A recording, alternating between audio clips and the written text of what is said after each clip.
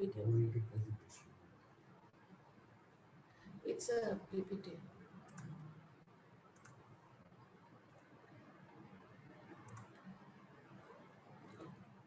Yeah. So hello, good morning, everyone. Yeah. So today I'll be talking about the Gaia archive and the ADQL. Right? So one of the concepts which has been used not only in Gaia, but in many new data servers, that is not new ones, but since a long time with astronomy data servers, is, there's a very large amount of data. So there are servers which host the data, right? But the problem is that if the user wants to query the data, right? Ideally speaking, what would happen is that the user would have to download some data and put it on their system and then query that data, run their code to therefore get some results from the data, right? But what was realized that obviously this is very time consuming and this is actually not doable because the data size that you're talking about is very, very large, right? And therefore what happens is, for example, if you're searching your data based on supposing a part of the sky, right? That is, you want a certain small area of the sky, then that is very easy to query in that sense. But supposing if I want to get the brightest 500 stars to the sun, right? Now, I don't know which part of the sky I need to look for it. So I will have to have an all sky search and look for stars which have a parallax which corresponds to less than 500 parsecs, right? And therefore, if I have to download the data, it would be very difficult and kind of impossible to do that. But supposing my purpose is just to study the brightest stars which are within 500 parsecs of the sun, then that's exactly what I want to do. And therefore, a novel virtual observatory got in a novel idea, which is not so novel also because it's being done for the past 15, 20 years, where you actually move the user to the data itself. Okay. So what happens is that the user can work directly on the archive server. And on the archive server, the user queries the data, right? And actually can do a certain amount of even programming or even data analysis, etc., at the server level itself, right? And then after the user does that, then the user can transfer the data. Okay.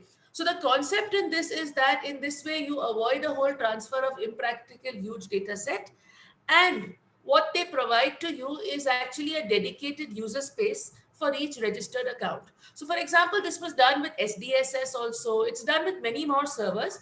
But today I'm talking specifically with reference to Gaia. But with many more servers, it is being done and it will be done. There are many more. For example, the LSST, the Vera Rubin telescope, which is going to give a very large amount of data. Again, in that case, what is done is you get the user to the data, right? So that in that way, you make it more useful, right? So what is actually done is that there is something called TAP, which is the Table Access Protocol, okay? And what happens is that, like I mentioned, you can also, the TAP will let you do some certain amount of cross matching. Supposing I want to cross match my data with the data of other servers. For example, I want to cross match it with data of WISE or Hipparchus or Spitzer or HST. Again, I can do that at server level, right? And then I can actually interface it with all my VO tools. For example, I can interface it with TopCat. I can interface it with ESA Sky in plotting. I can interface it with VO Spec, which handles spectroscopic data, or with VO Plot, which plots VO data. And in that way, what happens is you can actually do this in a very effective way, right? So this is the actual ESA archive page. I'll just now show it to you in this, and later on we'll do it live on the website itself. So there is an ESA archive page where you can actually access the Gaia archive. Like I told you, this is a PDF, but I will later on show it to you in a proper on the website itself. And what happens is you have search, statistics, visualization, documentation, help, etc. And here, for example, you can see that there is something called a sign-in, right? So what happens with ESA, like with many other servers, if you have a sign-in, right, then the advantage is that you actually are given 1 GB for tables, 4 GB for job results. And if you wish to actually get some more space, like I have also done that in the past, you can actually write to them and request to them that you have a certain problem you are working on for which you require more space, right? So you can actually request for more space on the server and use that to actually manipulate your data or query your data or do whatever you want to do at the server level on their server, right? So here what you see is, I will show this to you. How do you actually access this server? So I will stop this share and I will actually go on to a new share, which we'll actually share. I want to share the browser. So we'll share the browser, right? So now over here, you can see here I've shared the browser, and you, for example, say Gaia ESA archive, right? If you don't know the website, just say this. And what happens is you'll directly go to the archive, right? So this is the archive for the ESA data, which I was just showing you on that PDF file, right? So this is exactly the same thing which I'm going to be showing you. So like I showed you, you have search, statistics, visualization, help.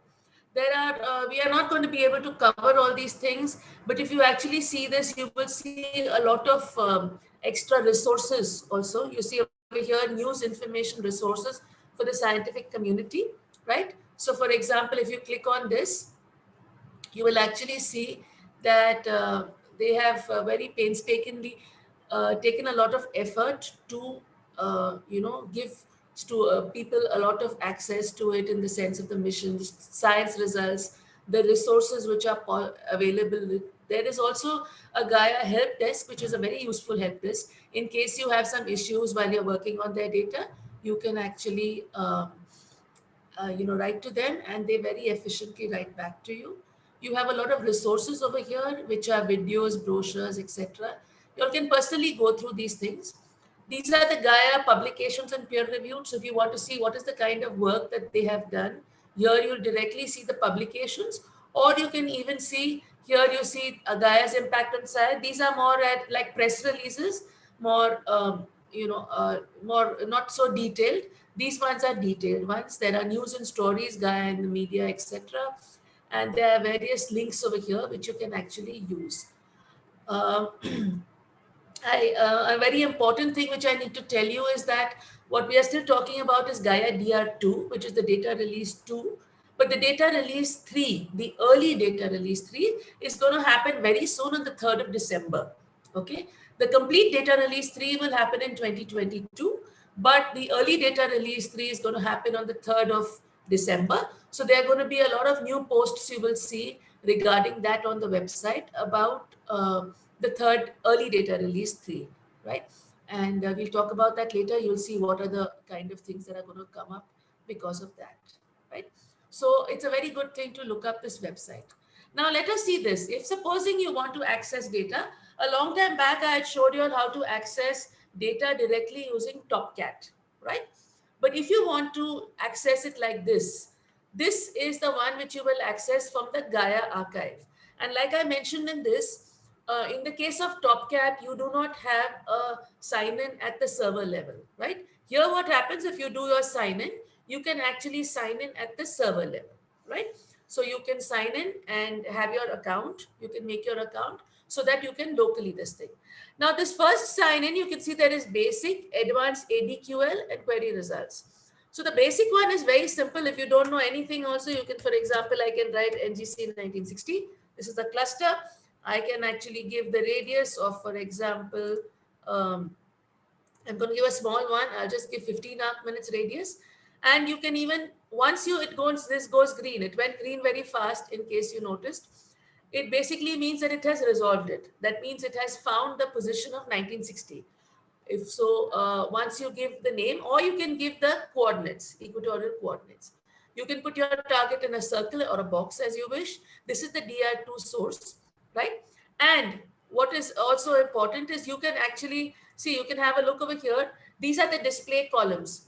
So the data which you will download, these are all, it is multi-column data. There are lots of data which you may not be needing.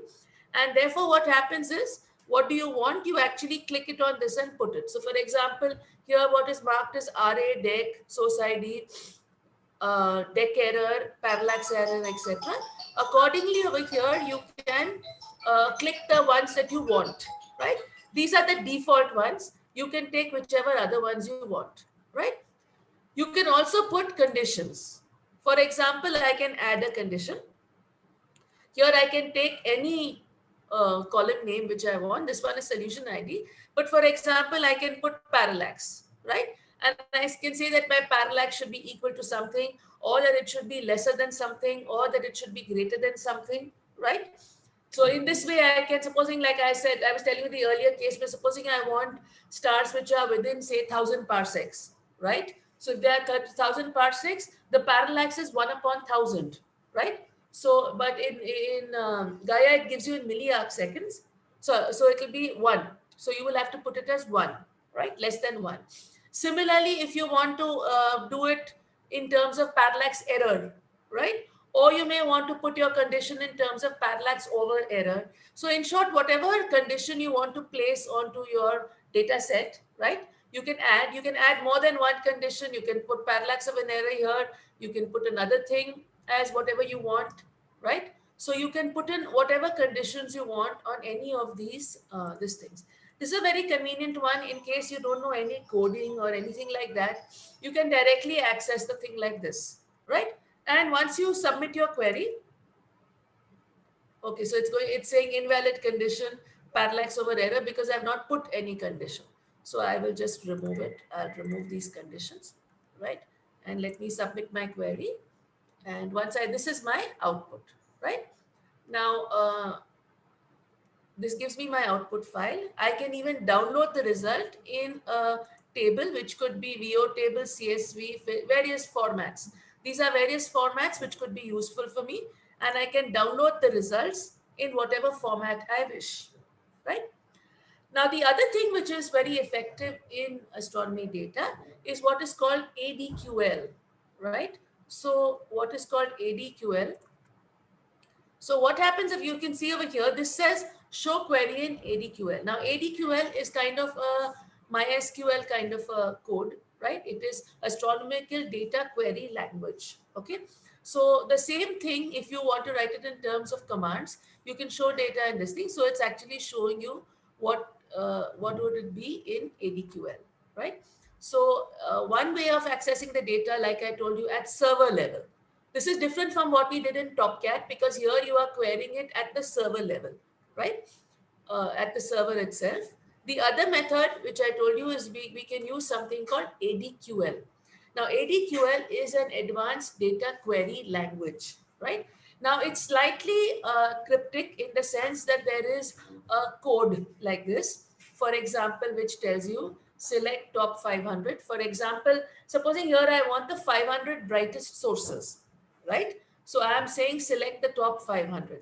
Here, what is there? These lines which you see are the titles of the columns, right? So I say I want these columns from the data source where this is your this thing, and I'm basically taking it within certain coordinates, right?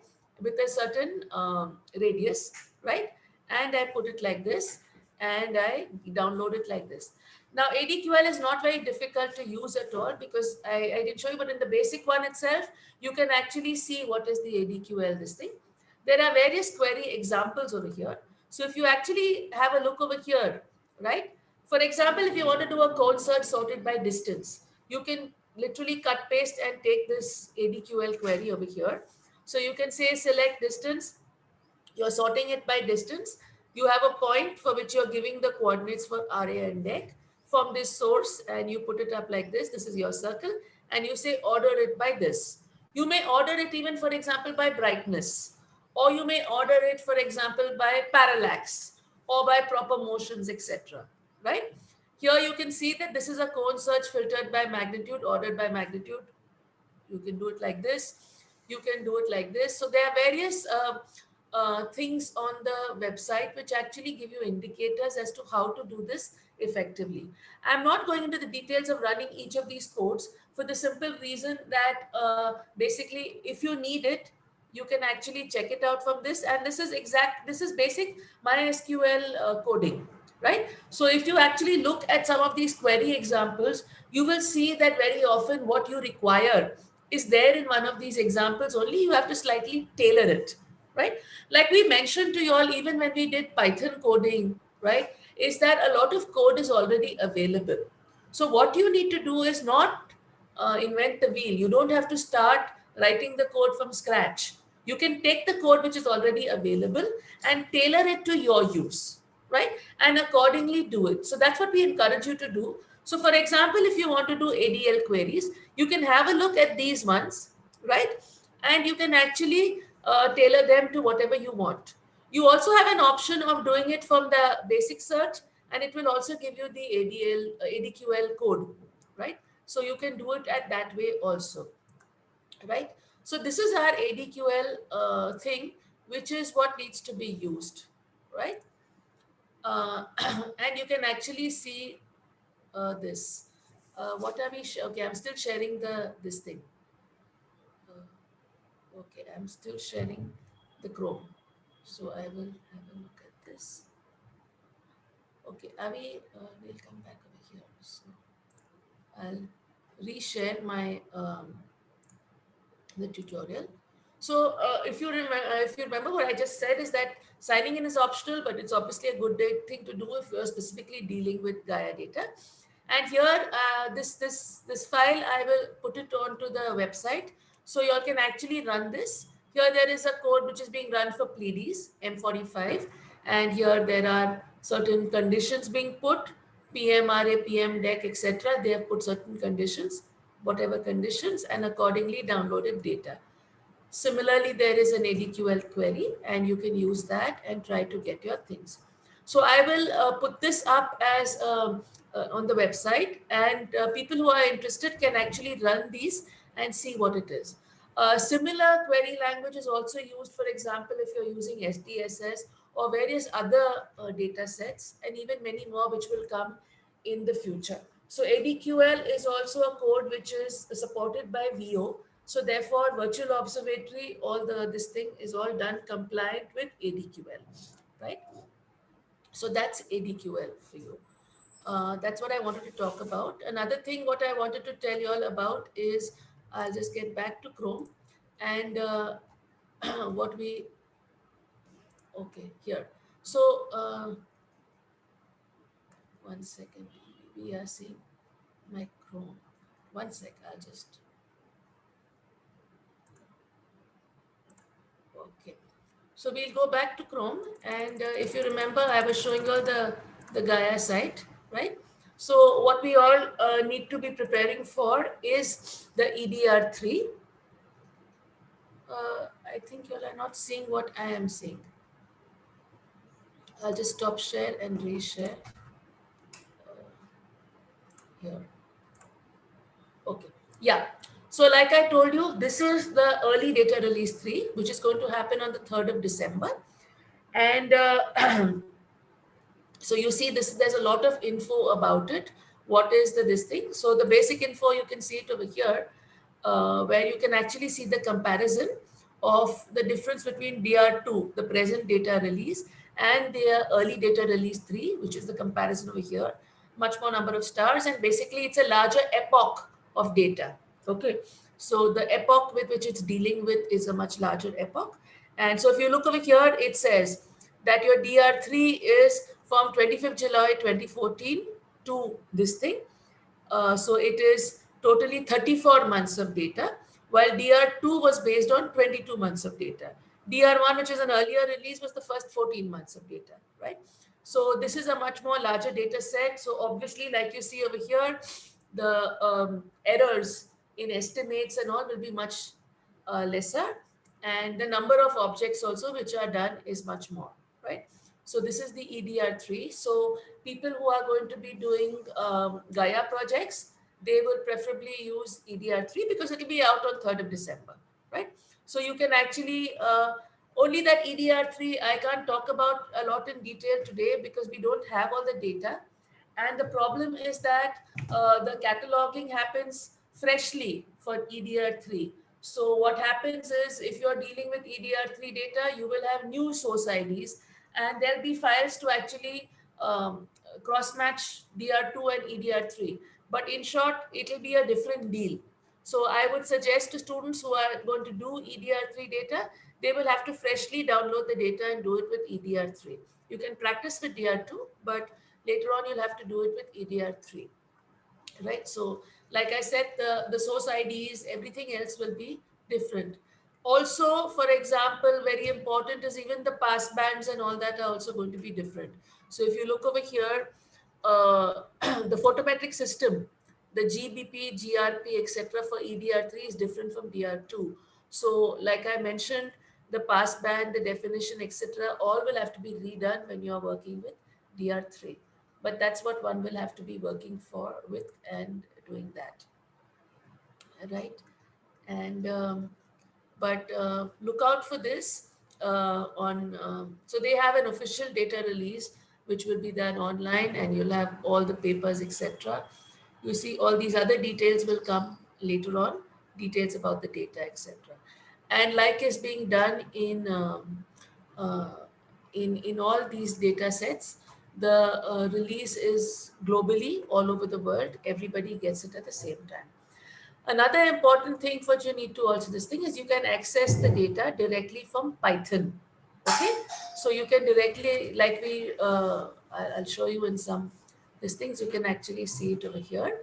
So you can actually see that you can actually query the data through Python itself. And this is Gaia and Tab. And you will, so look over here, you are actually, what they do is they actually give you the code, right? So if you want to use the code, you can actually use the code. And you will, for example, on the website itself, they're giving you all this code. For example, this is your object. How do you query the code? How do you get the data? How do you run an unlimited number of these things? How do you do a cone search, right?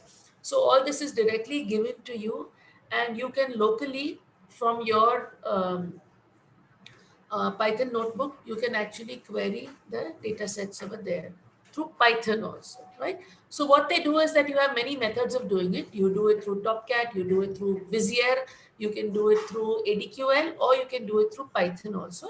And like I mentioned here, your code is also given to you. So you can actually have a look at these, which are there on the website. And here you can actually see this, right? One thing which I wanted to show you, which we spoke about that day, was which I showed you on the video, ESA Sky, right? So ESA Sky, if you just have to say ESA Sky on your browser, right? And you will open this, click on it, right? If you remember the video I showed you, right? And if you see the video, click on science, okay? Click on a mode which is the science mode. And here you will give the object which you want to observe. For example, let me say M45. M45 is Pleiades, right? So you see this is M45 and this is Pleiades. Huh? Now very conveniently, you see I'm just using my mouse to actually zoom in, and I can change the field of view, right? So I'm changing the field of view. You can even use the plus minus over here, change the field of view, right? And you can also access the data by, for example, you see over here, these are image data, this is catalog data, this is spectral data. So I can click on, for example, catalog data. This is telling me all the catalogs which are available for M45, right? If you see over here, it's even coded as per wavelengths. So for example, if I want to only see optical, it will give me only for optical. If I want it only for, so it's accordingly telling me which wavelength is what working at, right? So for example, optical is the green color. If you're seeing this color is the mid-infrared, etc. Towards the bluer, violet side is gamma rays, etc. Gamma rays, X-rays. So for example, over here, I can also click over here for my DR2, right? So it tells me the DR2, okay? And what you can do is, you see that the number of objects it has is very large, right? It says it will display it only if it's less than 4,000, sorry. So I will just zoom into this so that my number reduces, right? This is just for display purposes. So I display this, right? And here you can see that now I have my displayed sources. So this is my Gaia DR2 sources for this part of the sky, right? Now over here, you can see over here, I can very easily trace a certain object. I want this object. I want to look at this object. I want to look at this object. I can actually get the object. I can change my pointer. This is my pointer. If I don't like this arrow, I can remove it. If I want to increase this size, I can increase it. If I want to change the shape, I can change it, right? And then now what you see is the next beauty of VO, which I will show you over here, is that what I'm doing is I keep my Topcat open, right? Open Topcat, right? And then what happens is if you see over here in VO, there is something called SAMP, okay, which can actually send the table to a virtual observatory application. So I can actually do this SAMP control, and you can see this thing. Where do you authorize connection? I say yes.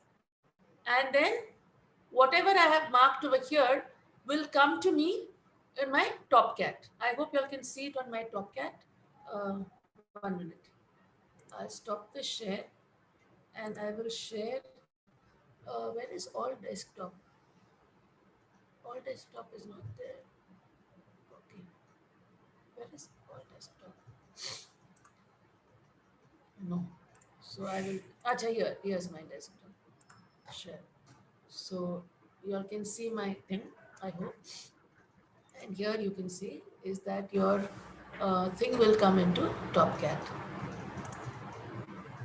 What I'm going to do is I'm going to cheat a little bit to make it easier. I will, because DR2 has too many sources, let us now do this thing. I'll repeat the same thing. Instead, I will do it with Hipparchus, for example. So you can see this is Hipparchus optical. Hipparchus has much lesser sources. Okay. So I'm basically doing this just so that I have lesser sources.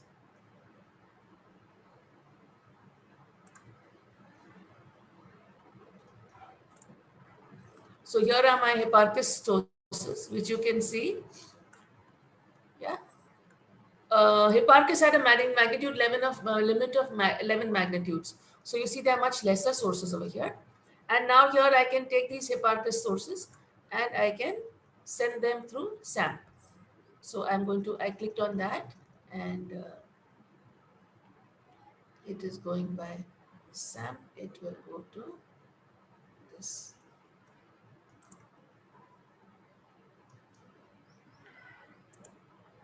Why is this not doing this? 1 minute. I'll just freshly open Topcat again. I was doing something on it, so maybe that's why it's creating a problem. But here is my Topcat, which you can see. And here are my things. So I click on this and I do this. Now it asks me whether I want to do this connection. Yes, I do. And you can see that now my data, you see, is getting loaded onto Topcat, right? So this was something we had not shown you all earlier, but basically through VO tools, you can talk between your visualization in the sense of the image and the table data, which is there in Topcat. Okay. So the ESA website has a lot of tutorials and a lot of material about this, right? So I'm not going to talk more about it. It will just be based on the people who actually end up doing projects with ESA data. They will need to learn these kind of things, right? So I am not going to continue more with this. And my half an hour is over. So yeah. Do we have any questions? Are there any questions? Or I can continue if... I'm sorry, but today's part, most of it you need to try it out so that you can get things running. I can continue showing you more of ESA Sky. Yes, that last time I showed you the ESA Sky, this thing. So like you saw, this was the ESA Sky interface. You can also, for example, query, for example, if I want to know in M45, what is the spectroscopic data, I can click on this and actually see what is the spectroscopic data available for this, right? Similarly, here I can even check up publications of this area. So I click on this. This will tell me what are the publications which are there for this area. But in short, this is which are the sources with publication. So you'll have to actually click on it and find all these look at all these different objects. And another very important thing about ESA Sky is, like I told you, this is what is called the observations planning tool. So the people who are talking about robotic telescopes, etc., if you want to actually plan your observations, you can actually do this. But this one is specifically now for JWST, but you can actually use it to, supposing if I want to do observations of M45, right? I can actually check up what is all the other data available on it. And hence, if I want to ask for time on a telescope using M45 data, I can say that, I do not have this data or that data, and hence I would like to use that for my work, right? So again, play around with ESA Sky, play around with it, try to run it. The best part about it is you don't need to install it. It just runs on your browser, right? So if you remember, I just ran it from my browser. I do not locally install it. If you remember, we did Aladdin, which was also another visualization software. But in the case of Aladdin, what happens is that you have to, what do you say, download it on your server. In this case, you don't download anything. Everything is at the browser level. So there's no issue if you have, depending on your OS, etc. There is no problem at all. So you can have a look at all these things, and that is what I wanted to say about ESA Sky. Gaia data, the problem is it's such a big ocean that, another thing which I wanted you all to see is the Gaia data also has something called tutorials and help, right? So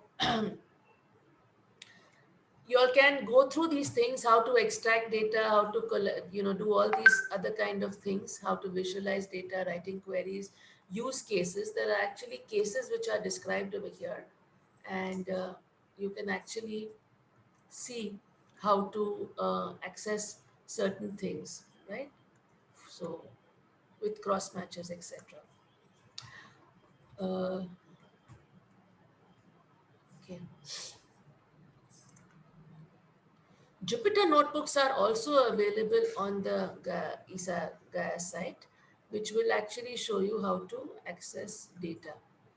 So to combine, you can actually have a look, search at the website, and you'll see those things.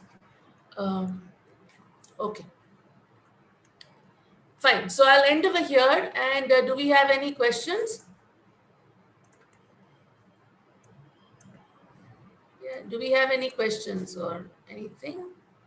Otherwise, sir will continue with his R. Fine. You can post your questions if you have any. I'm sitting here anyway. So sir can start with R, and then we can take questions together, right? So I'll stop my share. And here. Mudassir, do you have a question? Or okay.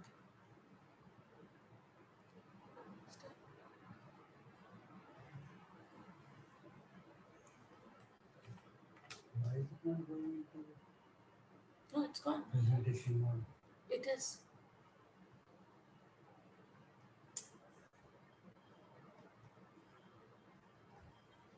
What's strange that It is in presentation. Or stop it and start okay, it. it's coming.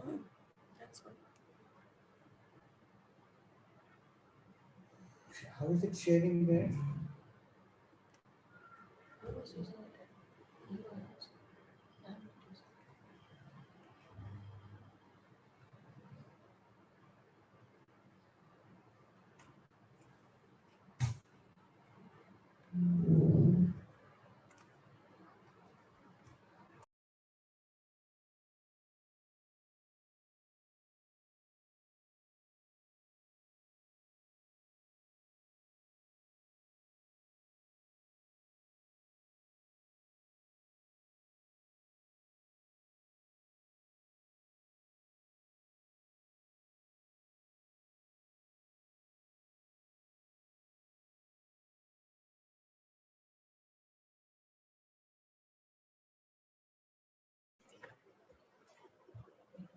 Yeah, hello everyone.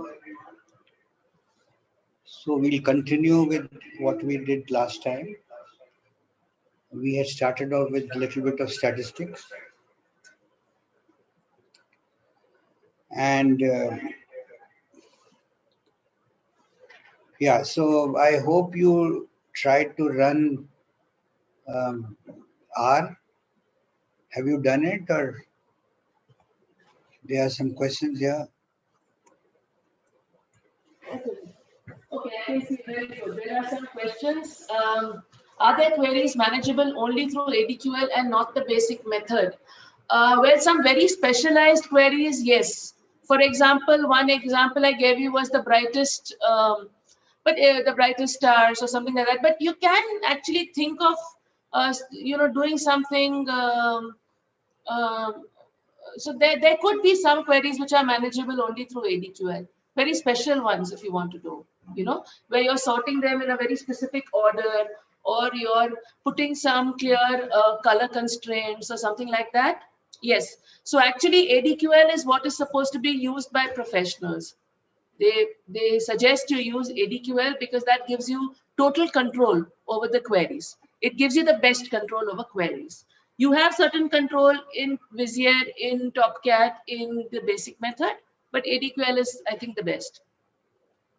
So that's Ayush Gauta. And do we have any other questions?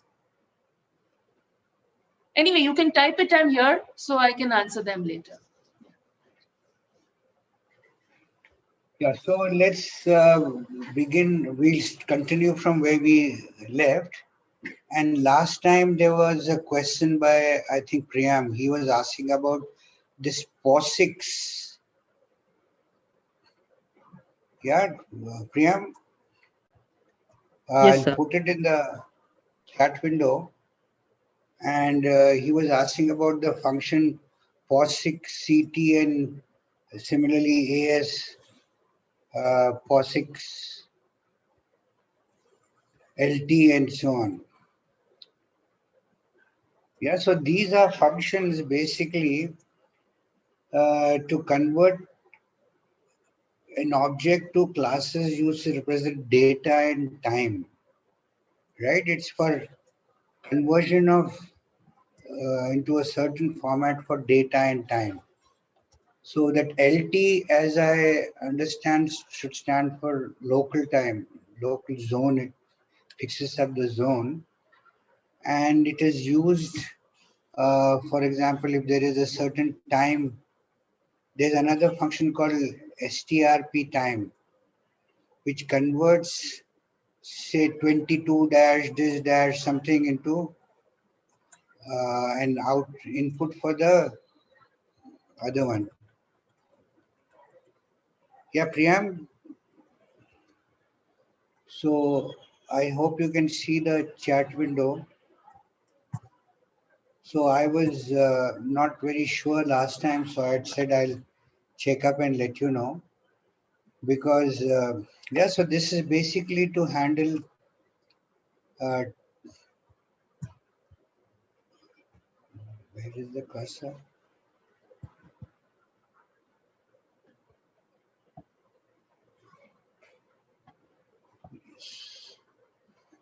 Yeah, for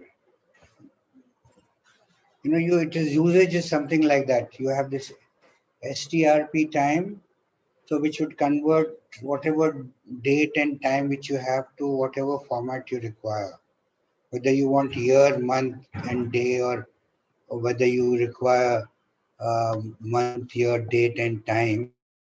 So this strp time converts to that, and then this as POSIX, it will feed it into this thing, right? So all this while we have been seeing how to read a CSV file and various things. Okay. Yeah, Priyam, is it fine? Is this what you're asking? You are having some problem running this, or you can unmute yourself and ask? Yes, sir. You sorted my problem. Thanks a lot. Yeah, so basically, it is to handle date and time and get it into a certain format and feed it into your R scripts for whatever computations you want to do. For example, if you have two events which have happened within a lapse of certain time, so this gives you a chance to do some mathematical manipulation, how much time has elapsed, and for various other things, even for things which are time series things, then these functions are helpful for that. Okay, so uh, then there were some questions. I think one of you had asked, can we read from the URL? Yeah, the question was, can we read something from a URL? And yes, obviously we can do that. If you have um for example, we'll see some cases where I can use the command of this kind. I'll put it again in my uh, chat window. I think Sethi had asked. So when we have exactly like we have um, read.csv and then round brackets and you put inverted commas and specify the file name. Similarly, you can give the URL and then it goes and gets the data from that location. So it can be a read table, it can be a read.csv, it can be in whatever format it is there. Okay. So in fact, we will do some examples and do it so it will become even more clear. But just before going a little ahead, let us look into three distributions which are very often used. Mostly the second one is the one which we use most. Yeah. So the distributions which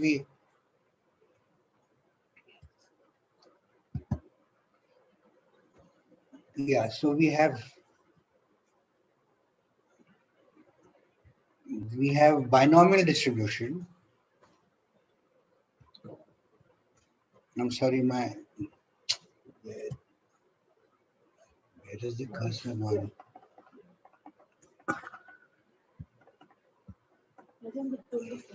Hmm?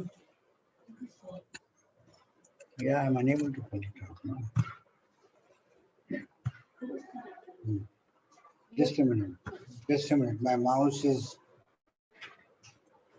Yeah. So we have this something called the binomial distribution. So various events or things, they follow a certain trend, and mathematically we say that was the distribution. So suppose I take a coin and I keep tossing it. I get a head, then I get a tail, then I get two tails, and then I get head again, and so on. So if you make a account of that first attempt, what did I get, second, what, and so you'll get a sequence of heads and tails, and then when you try to plot it, you'll see some kind of a pattern emerging, right? So this happens most of the time. You collect the marks of students in a class, and then you plot them and see, and you see that most people start, they get somewhere around say 75 to 80. Very few will get over 90s and very few will get, yeah. So there is some kind of a trend, there is some kind of a distributions, right? So today we look at these three distributions: binomial distribution, normal or Gaussian distribution, and Poisson distribution. So when is binomial distribution used or applicable? The word itself indicates by, when there is two. Yeah, when you have, if a certain thing can happen or not happening, if there are two things which can happen, then what you get is a binomial distribution. And if P is the probability that an event will happen in any single trial, and it is called success. So Q will be 1 minus 2, because in binomial distribution only two things can happen. Either it happens or it doesn't happen. And for such cases, we apply this binomial distribution. So Q is 1 minus P. The total probability, so probability, as we know, lies between 0 and 1. When it is 0, then it is an impossible event, it will never happen. And 1 is a certain event, it will happen all the time. Okay, and then the probability lies somewhere between this. So if we want to find out, if I toss a coin, say n times, and I want to find out how many, say, times x, I say I toss a coin 30 times, and I say I want heads to occur in 20 times, 20 of these throws. So how do we get the probability? And this probability is given by this expression which we see here.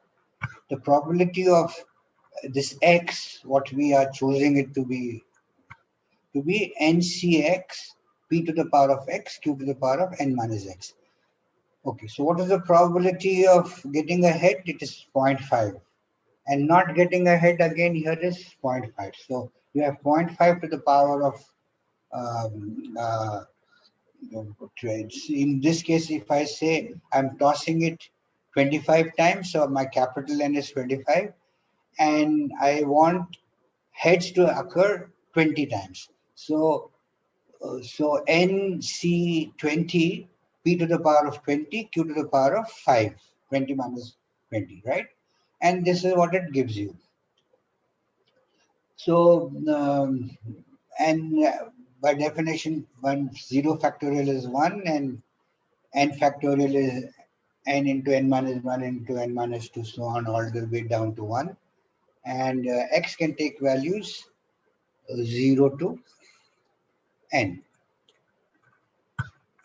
Okay, so this gives us the binomial distribution. And as you see, this is a discrete distribution. The values are taken are discrete. Okay, so binomial distribution can be seen also in R. There are functions which let us calculate this right away, or also construct distributions by certain functions, inbuilt functions in R, which will give you a distribution, a binomial distribution. So it's a probability distribution used in statistics. It is a discrete distribution. It has only two outcomes, such as success or failure, and all its trials are independent. So probability of a success remains the same, and if the previous outcome does not affect the next outcome, and the outcome from different trials are independent. Binomial distribution can help us to find out individual probability as well as cumulative probabilities over a certain range. Okay, so for example, again, I'll give you another example. Suppose I take a die and I roll a dice. Okay, and I say, what is the probability that I get 3? So probability of success is 1 in 6, but the probability of not getting a 3 is 5 by 6, right? So our p, small p here is 1 by 6, and q is 5 by 6. And then I suppose I roll the dice 10 times and I say I want 4 times uh, 3 to appear. What is the probability? So again, putting it into this formula, NCR, where n is 10 and r is 3, 1 by 6 to the power of whatever r I have taken, and so on, I get the value. Okay.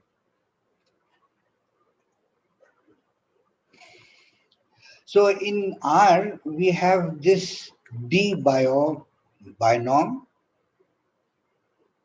P binom, Q binom, right? And this is the usage, KNP, P binom.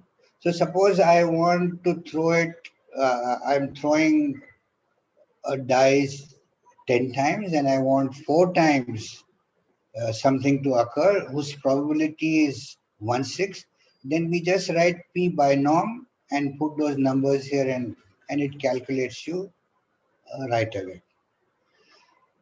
Okay, similarly, this D binom, it creates the binomial distribution where we say how many times we are throwing. And so suppose I say N is 500 and K is 30 and the probability is 0.6, then you put it and it creates that number of points with a binomial distribution.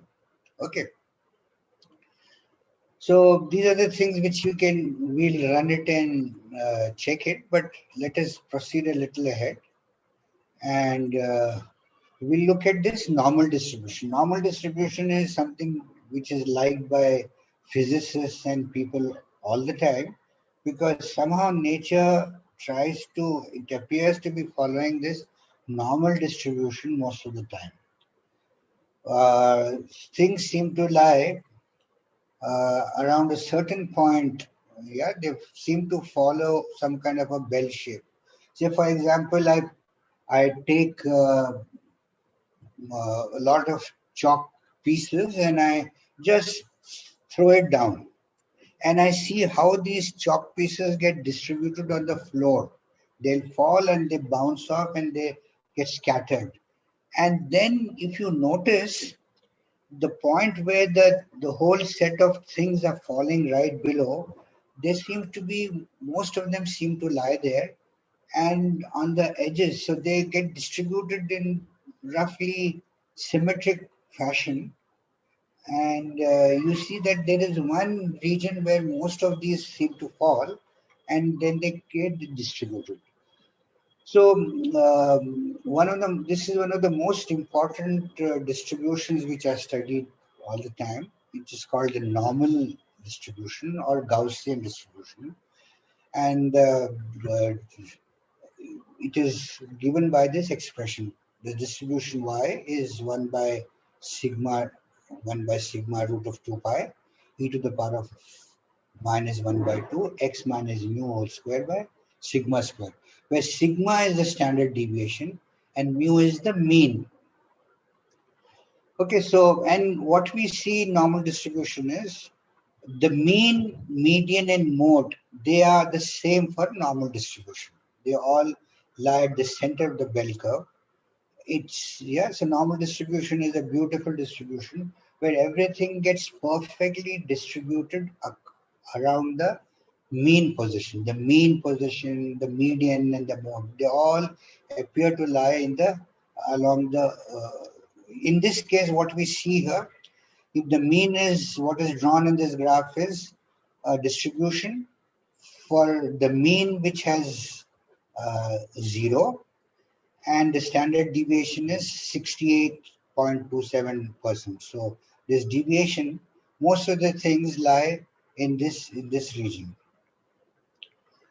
Okay, so and then this is a continuous distribution. Like previous one which we had seen, binomial distribution, was discrete distribution, and what we have here is continuous distribution. So discrete and continuous, we have some idea about what discreteness is. For example, integers spread over a line on the number line, these are discrete values. It is 0, 1, 2, 3, 4, and minus 1, minus 2, minus 3.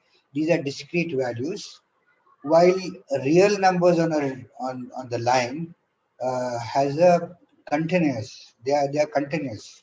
So by continuity we mean at any point, if you draw an interval however small, you will find another real number sitting inside it. You try to take yet another smaller interval, you'll again find not just one, but you'll find infinitely many real numbers, right? So when your distribution is running over a continuous variable, we have normal distributions. and in binomial we have discrete values.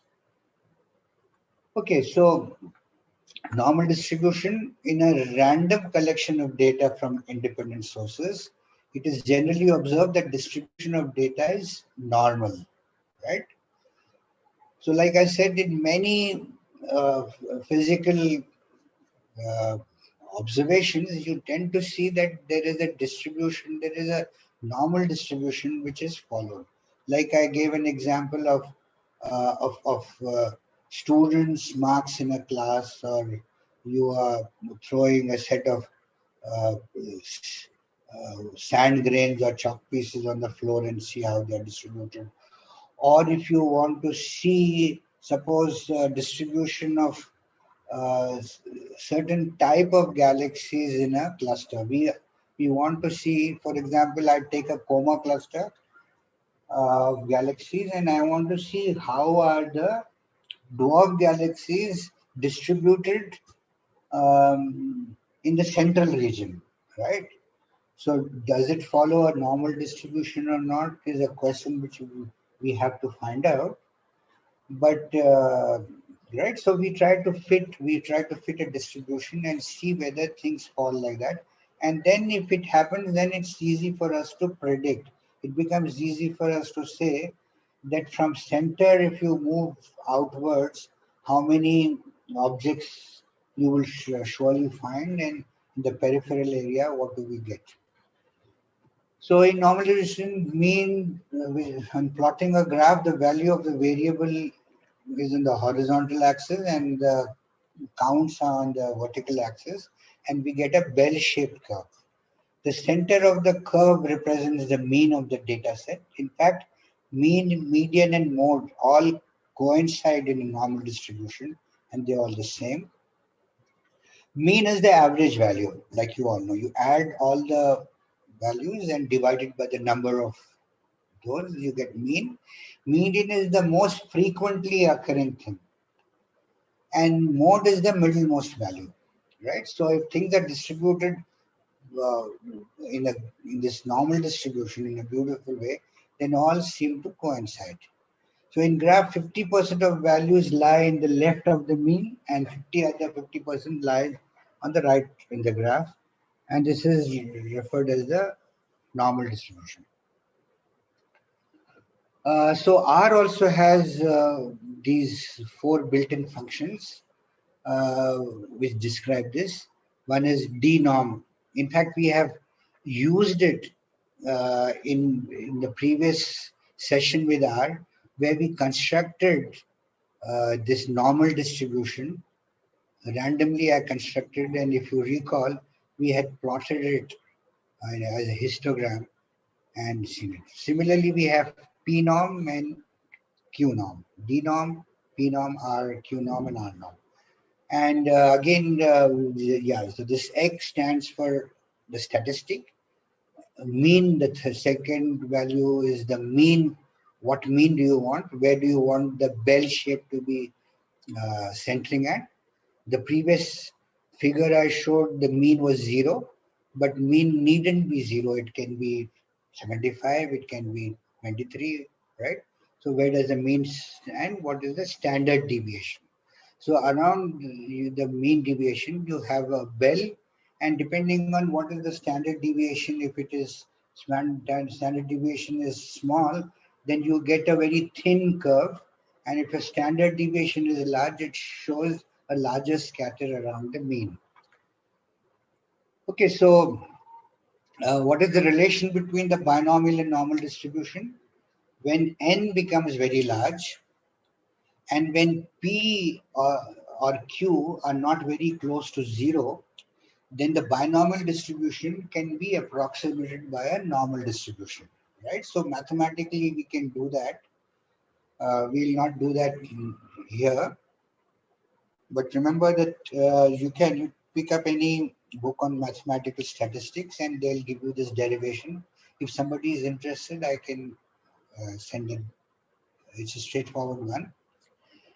So, right, so you have normal, and when the number of trials becomes very large and the probability is not around zero, then your binomial distribution tends to this normal distribution.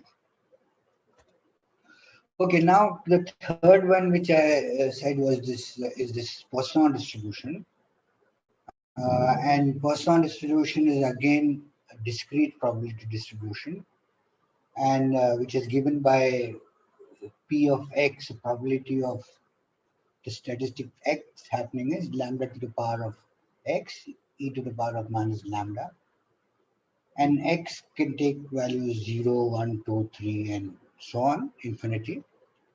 And the relation between binomial and Poisson distribution is, in binomial distribution, if n becomes large, like in the case for the normal, but the probability of occurrence of an event is close to 1, is close to, it's close to 0, so that it's close to 0, so that Q what for P is close to, probability is close to 1. Probability, there's some misprint here. Anyway, so your n is large, and the probability of it happening is close to 1.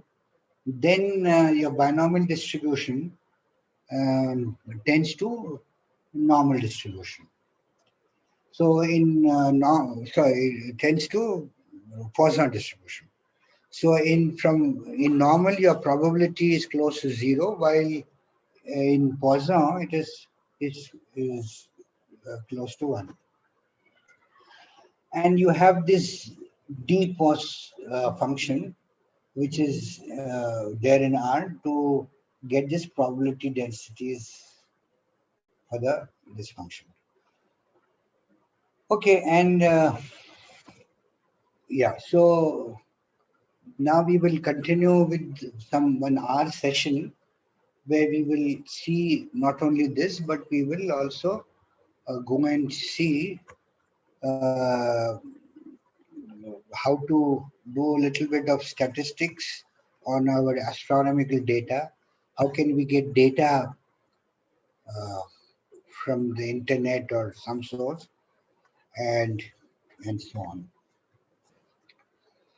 Okay, so I will reshare my screen.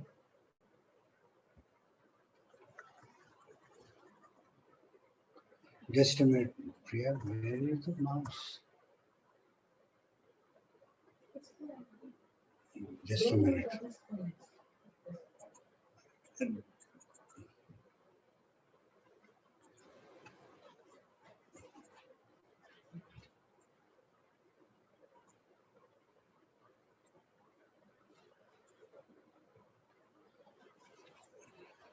Just a minute, I'm setting up this thing so that, we will start with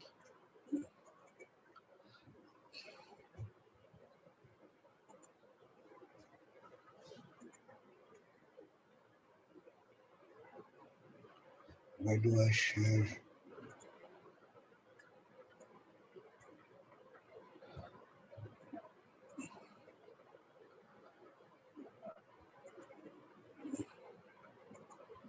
Yeah, so this is our R screen, as you, how do we get it? By in Windows, by clicking that R icon, which must be there on your desktop, or in Linux, open a terminal and type R, and it gives you this prompt, or you can start an R Studio or any such GUI, graphical user interface, to do it.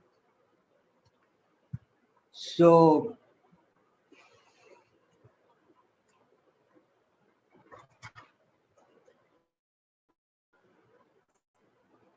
okay, so first things first, whenever we start,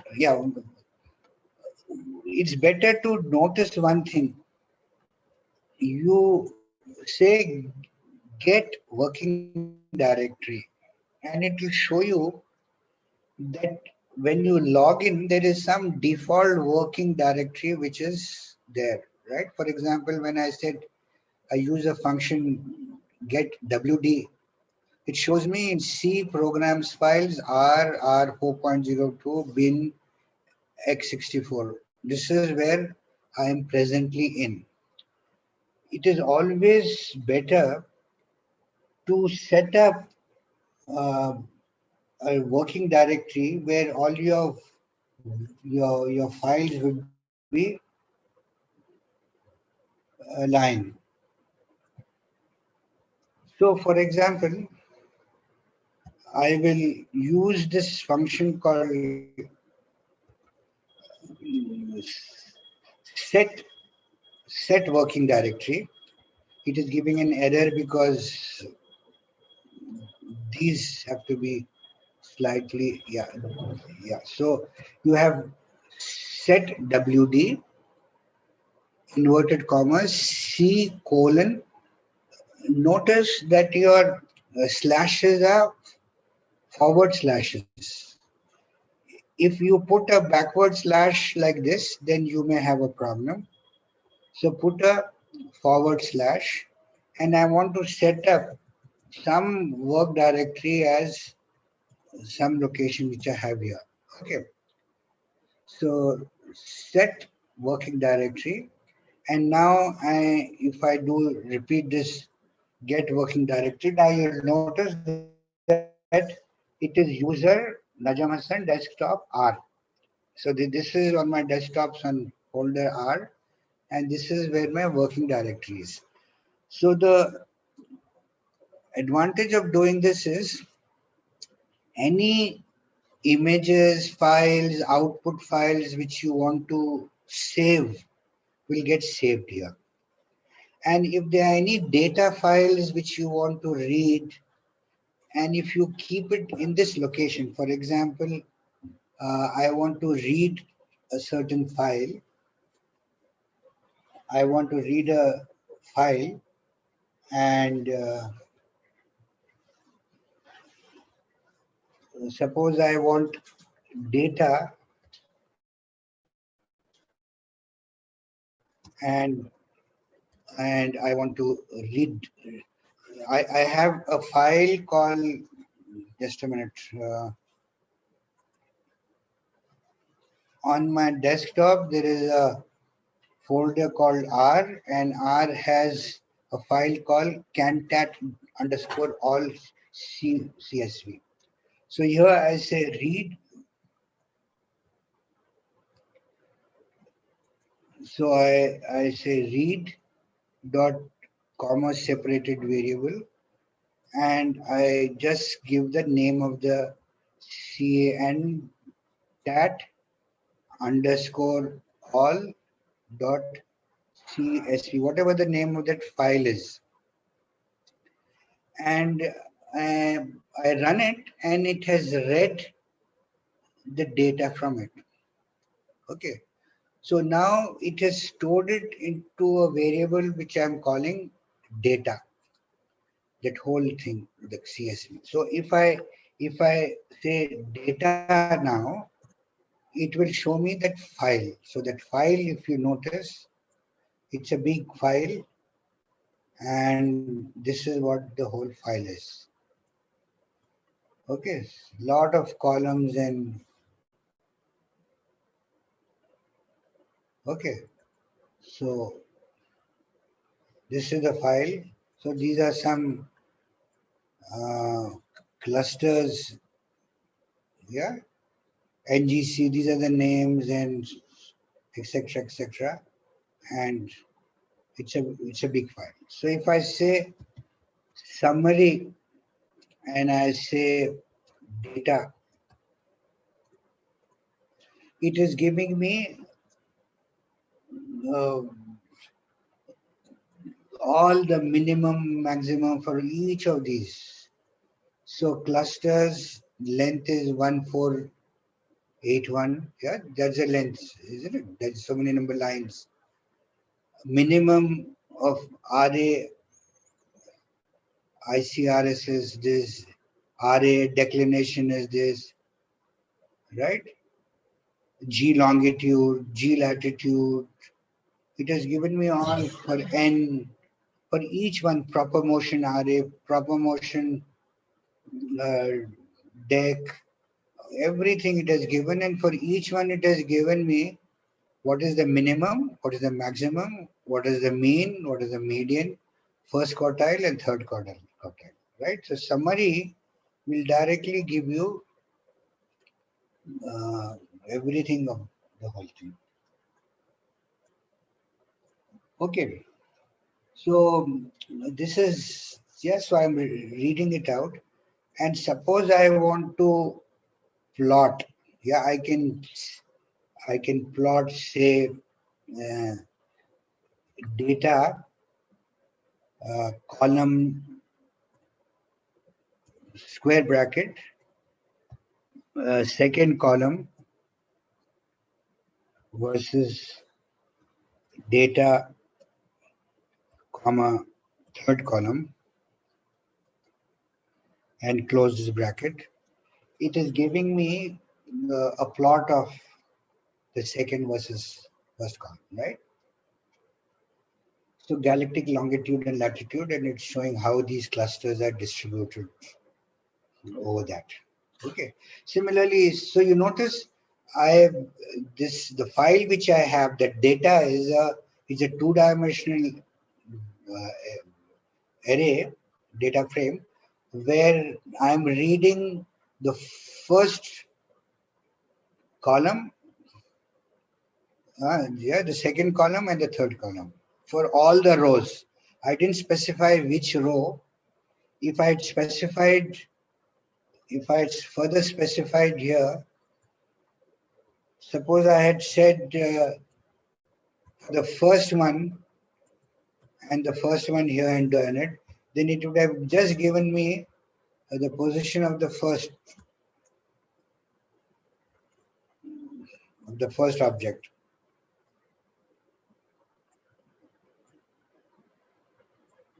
Yeah, just for one object. So I had done it. Yeah, so it's longitude and latitude, whatever. Then there are ways where you can beautify this graph. You can set X label, set Y label. It gets, yeah, we'll see all these as you proceed. Okay. Another thing which is important, which probably you should, I will send you this cheat sheet of some important things. Say, suppose I want to write, I want to write it into a file. I want to write some data into a file. Yeah. So if I say this data, and I say write it in output new, right? Write file equal to output n comma data. So the things which are there in data will get written into,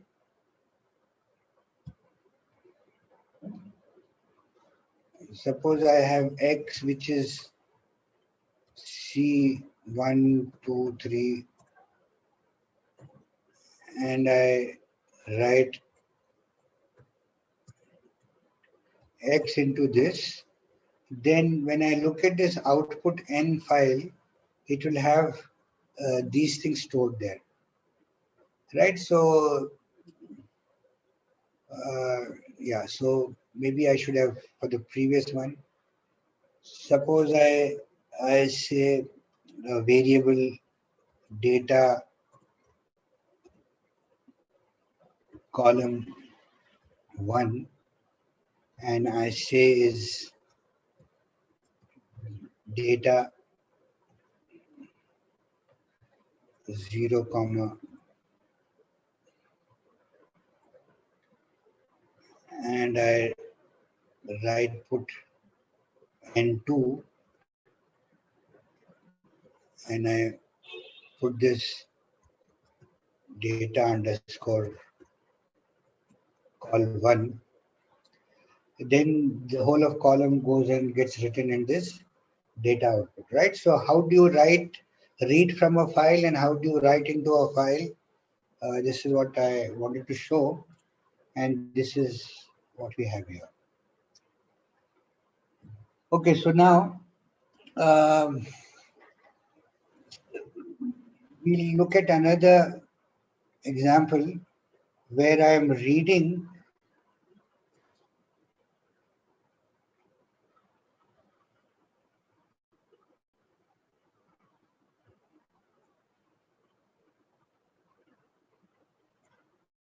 just a minute.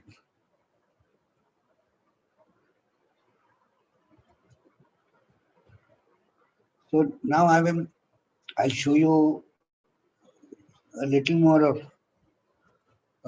started work which we can do. So if you notice, what I am doing here is GC underscore MWG, right? So basically these are globular clusters in the Milky Way galaxy, and the data is available uh, on this website on this location, which is HTTP Astrostatistics at Pencil PSU Edu MMSMA. These are some data sets which are available for you to practice some statistics scripts and so on. The scripts are also given there. So Penn State University has this. I will send you the link of this. And when I say header equal to T, so I want even the header to come into that. So it becomes easier. Otherwise, it will ignore the topmost row, which has the header one. So what I'm doing is I'm reading it.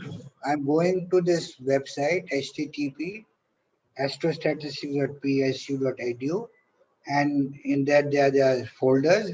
In that there is a file called glob cluster underscore mwg.dat.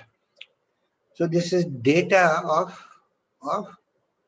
globular clusters in the Milky Way galaxy. So it is, yeah, so it has got it.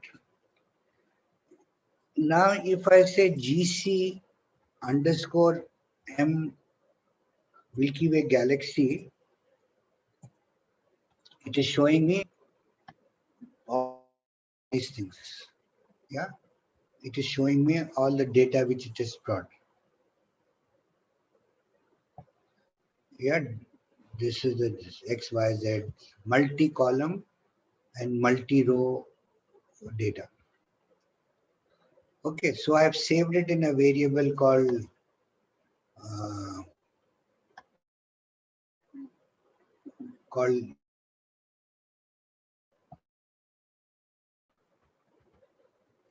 okay. Similarly, yeah. So now suppose there is another one.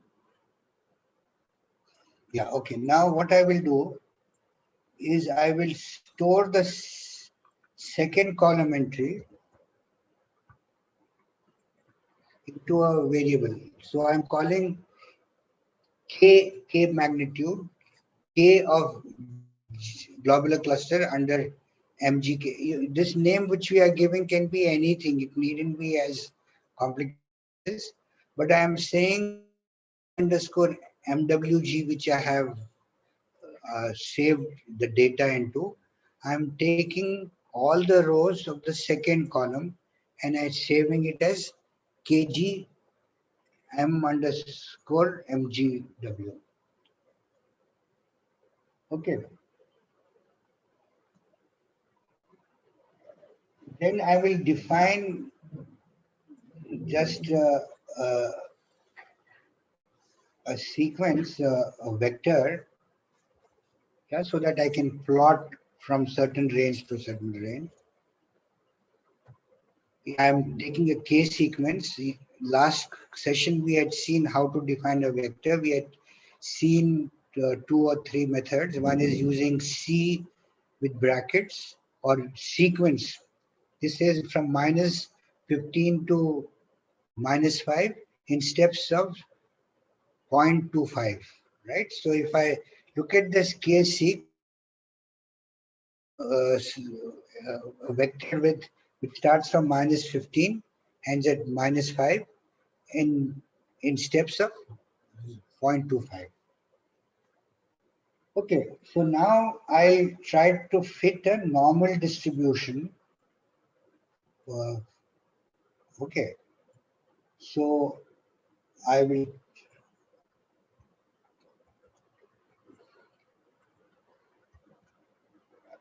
I am taking a library called mass, and then I want to plot these histograms. Yeah, and I'm doing par m, so it'll have one row but two columns. There will be two images which will come here. And when I say plot, I do histograms of these.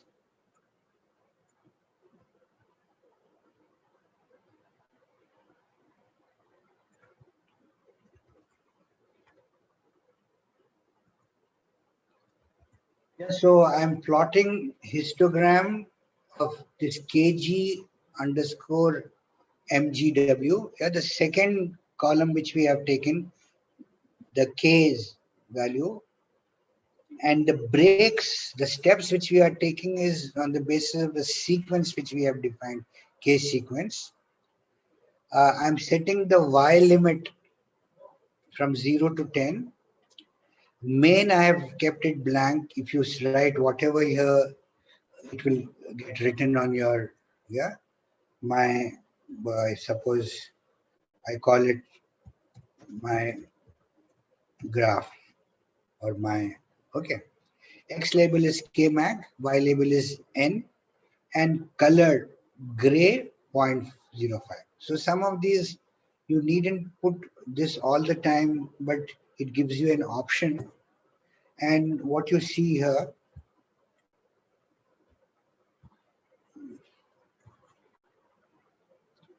what you see here is a, yeah, so since I have written, I'll have C1 and 2, one row and two columns. I'm getting one histogram here, and I'll get another histogram here for another set of globular clusters from another file. Okay. So, but as of now, I'm handling the first file, and we have got this. Now I will try to fit a normal distribution. So,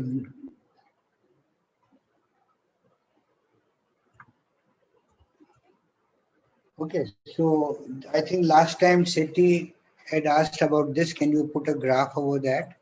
So I'm fitting a normal distribution. So the command is fit distribution for which data, and in inverted commas you set normal or Poisson or whatever you require, you try to fit it, and we are saving it here. And when I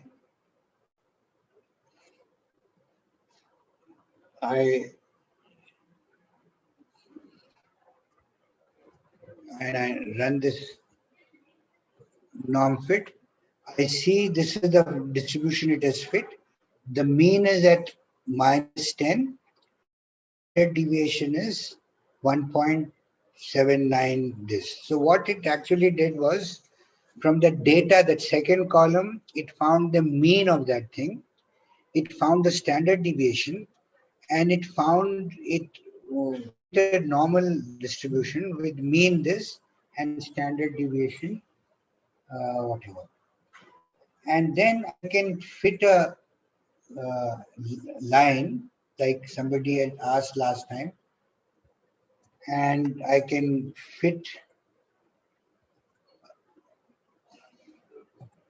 and you notice it has fit as a line where you have K sequence as the in the x-axis, D norm is the normal distribution which we had fit, right? And the mean should be what it has found. Mean is the norm mean which is it has estimated. Standard deviation is equal to what standard deviation it has estimated, and you are fitting it, and you see in the graph that line which it has fit for that. Okay.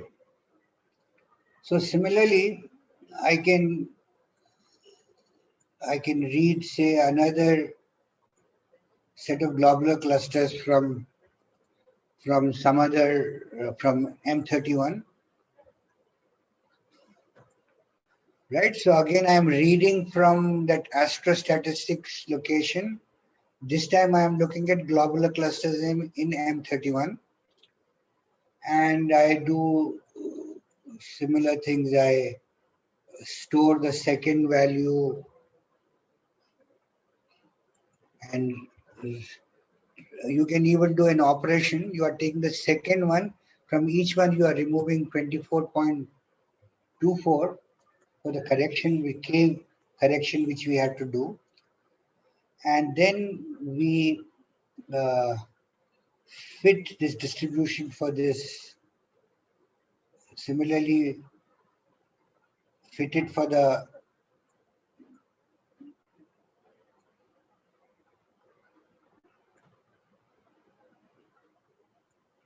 I I'll plot this, Control C, and I will.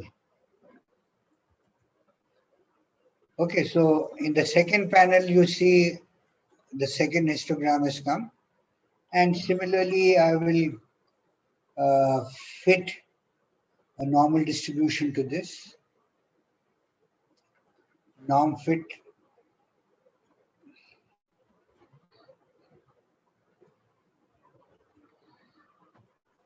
and again I can see what are the values for this norm fit, what the norm fit values for this uh, is. Oh, did I do it for the same one? Milky Way galaxy I did. I should do it for the other one.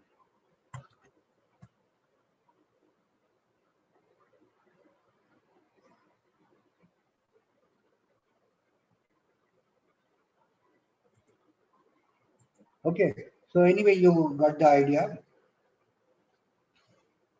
and we can fit it and similarly do all that. Okay.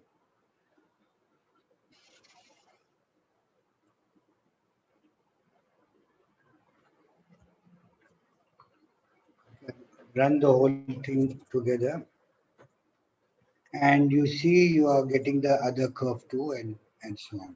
So mean for this norm fit for M31 is minus 9.98. Standard deviation is this, and we can compare the globular clusters in the Milky Way galaxy, our galaxy, and those um, in the Andromeda galaxy, and see where's the mean fitting, where is the standard deviation fitting, and you can make some kind of a analysis of that. Okay, then you can test for normality. Yes, so you can see whether this normal distribution, whether it is right or wrong. So you say install package not normal test, and it is asking for which CRAN mirror site you should take to do it. So choose something which you think will be fast enough. I'm choosing Australia, Perth, and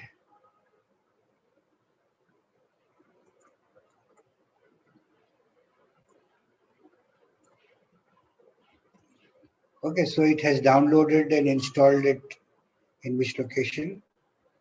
and then I will load that library. It is just giving me a warning that it is built under this. All is fine. And then similarly, I can install other packages, say for moments.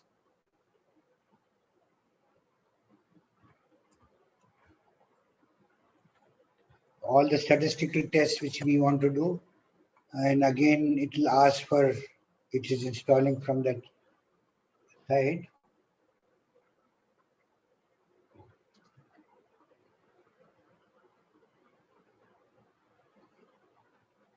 Okay, and then I'll install the moments library. So it is installed. Now I'll load the library, which we have done.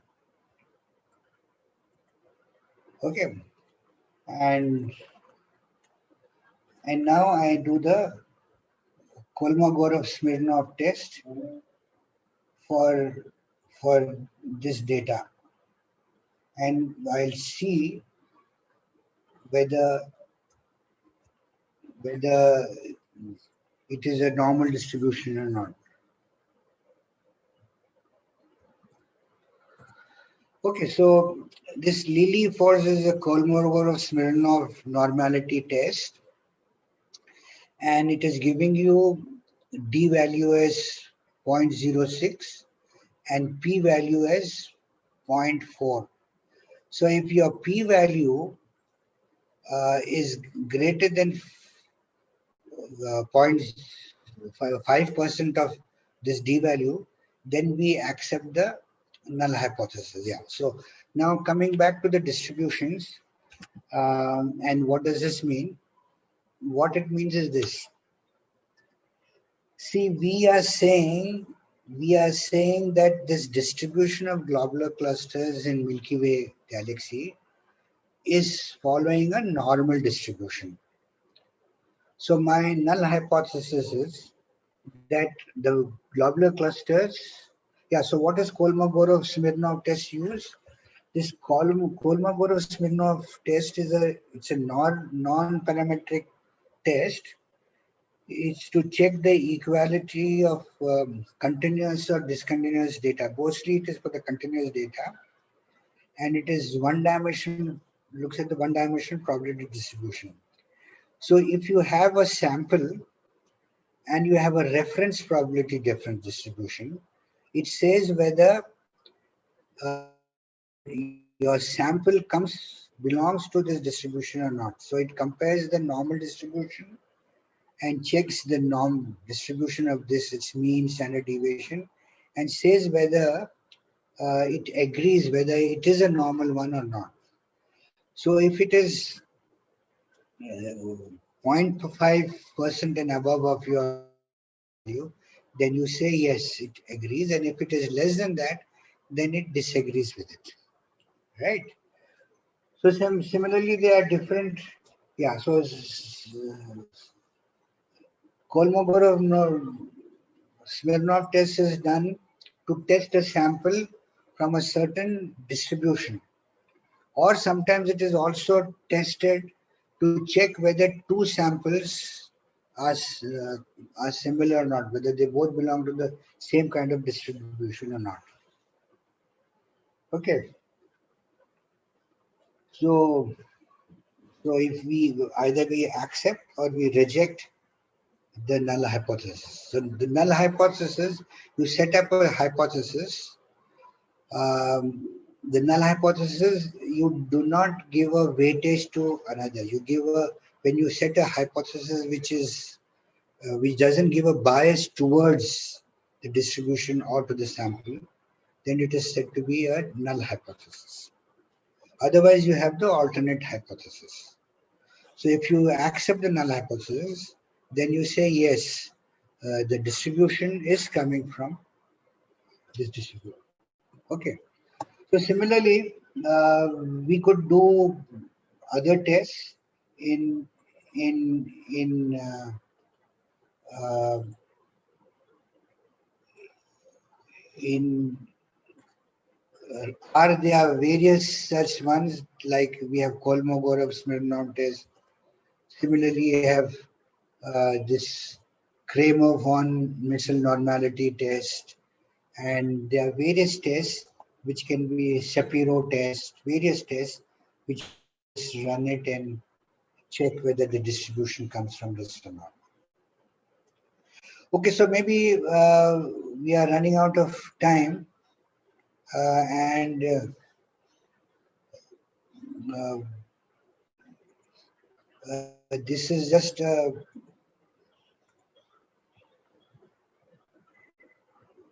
stop share.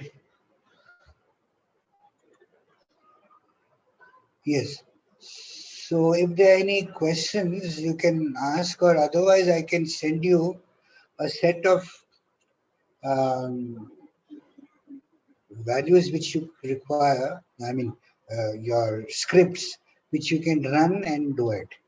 And what you need to do is you can change your data set. You can put different URLs from where your data is coming in, or download the data file. If you are using Vizier or some such thing, you can download the data, get it in the comma separated variable or tab separated variable, or can take different file formats and it can read it. And you read the data and you can do various things. So similarly, you can do correlations, regression lines, various things, and these, and you can do clustering, hierarchical clustering, various things. So maybe we'll stop with this.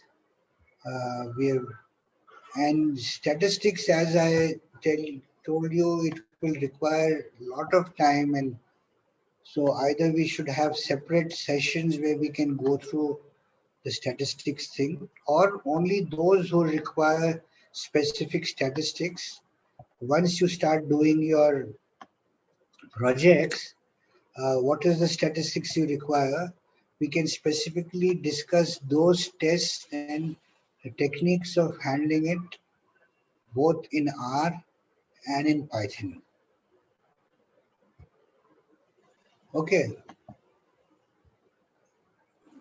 Any questions? Let me see.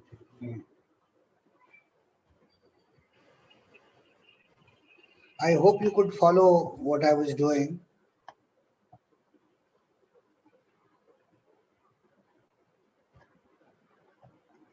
And this whole R is a big, it's an ocean. Each of these packets, yeah. Priyam, which specific sessions would you want, and which kind of statistics would you like to use? What kind of data are you handling? So if you can specify that, then specifically those things, either we can have a session with you separately, or we can, yeah. So there are various aspects, like Rohit says, how do you handle noise in the data? Yeah, I will share the scripts. Avik says sharing scripts would be helpful. Yeah, I'll share the scripts. You run them and then you use it for your data. Yeah, and there is a way how to handle small data statistics. Yeah, bootstrapping. If your number of objects are less, there are ways how to handle missing data. Suppose you have data where you have multiple columns and multiple rows. Yeah, rows you have different objects. Say Galaxy M13, M30, so on, so on, so forth, and you have various parameters, their longitude, latitude, uh, etc., etc. But in row one, the third column entry is missing. In row two, the ninth column entry is missing, and so on. So how do you handle this missing data? Yeah. So statistics tells you how to handle this. So each one should be very important. And when do you use the t-test? When do you use Kolmogorov test? When do you use Shapiro test, right? When there's a lot of repetitions of the data, then you use certain tests. So specifically what, so this is a whole ocean. We can have 1 month of classes on statistics itself, but since we do not have time and you all are busy too, we can specifically uh, deal with issues which you have. And yeah, so how we can have sessions on dealing with Gaussian and non-Gaussian noise in this data. Okay, fine. Yeah, so in the next session, next Sunday, I will try to handle this. And as of now, what I was trying to show is how to read data into variables, how to read columns from this data, uh, how you can do various statistics. You can say correlation of column 1 against column 3rd, column 7th versus column this. How do you, right? In the last class, we also did pair plots for the data. Now you can use the same ones. I'll consolidate all these commands in a generic way and put it so that you can just change the name of the file in each in your data and use it. Okay, so specifically you can even on Telegram write what are the specific things which you want to do, and certain things you have already written. I'll try to touch upon that. Dealing with noise and dealing with Gaussian noise. Okay, fine. So we look at this and other kind of hierarchical clustering and other things too. We can do it, but we require more sessions of that. So if somebody is, yeah, so you have this principal component analysis. What is that? Yeah, we use this a lot in our work. So Kriya ma'am and we are comfortable with this PCA and clustering because we were trying to look at patterns in clustering data, clusters um, in our Milky Way. Okay, so we will stop with this. Thank you and have a good weekend, Sunday, and we'll meet next week. Bye bye.